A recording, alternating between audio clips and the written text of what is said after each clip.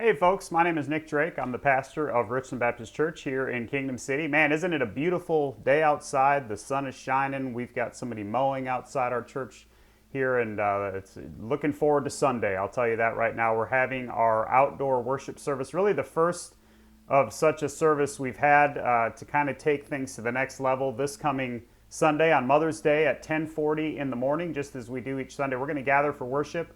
And for those who aren't comfortable getting out of their vehicles, we will still provide the option for you to park and remain in your vehicles and open your windows and listen, or even keep your windows closed if you'd like and tune in to 91.1 FM on your car radio and listen that way to the worship service. But we'll have some music. We'll worship God through song, through prayer, and through the preaching of God's Word. And so the way it's going to work this Sunday, just as you've been doing the last several weeks, you'll enter here on the east side of our facility in the main driveway into the church facilities. And if you'd like to stay in your vehicle, we'll have the overflow gravel lot available just as we've been doing for people to park and stay in their vehicles so they can kind of see here on the east side of the building. And we'll have some parking attendants help with that. It's going to be Marvin and James and Harlan are going to do that this Sunday.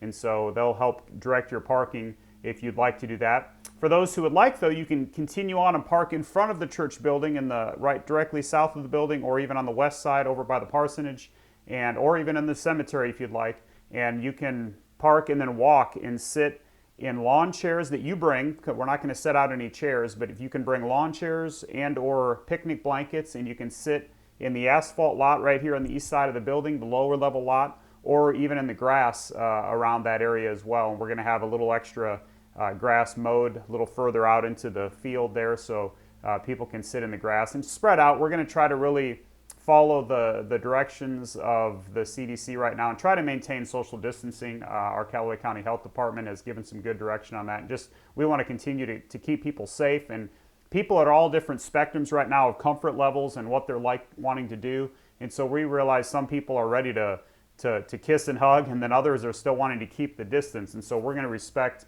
that and maintain that distance and try to keep people safe. Loving our neighbor that way, we believe, is the best way to do that. And we're not health experts, so we're going to follow the direction of the experts right now and try to follow that leadership. And so we'll maintain the 6-foot distance. And so those of you who do want to come and sit in lawn chairs, obviously this will be especially important for those of you with children, just to make sure you keep your children close by and in your area there, wherever it's going to be sitting here on the east side of the building. So we're looking forward to that 10:40 Sunday morning. We'll have a 45-minute service as we've been doing the last several weeks, and we'll worship the Lord that way. I'm going to be continuing my series in Romans 12 and 13, talking about our response to the gospel in our daily lives, the flashback, remembering the cross, and how does the gospel impact the way we live each day. And so this week, we're going to talk about living good. How do we respond to evil? You know, one thing that I've really never heard anybody say is that they disagree with the fact that there is evil in the world. And so we know that evil exists. Evil is all around us. How do we respond to evil?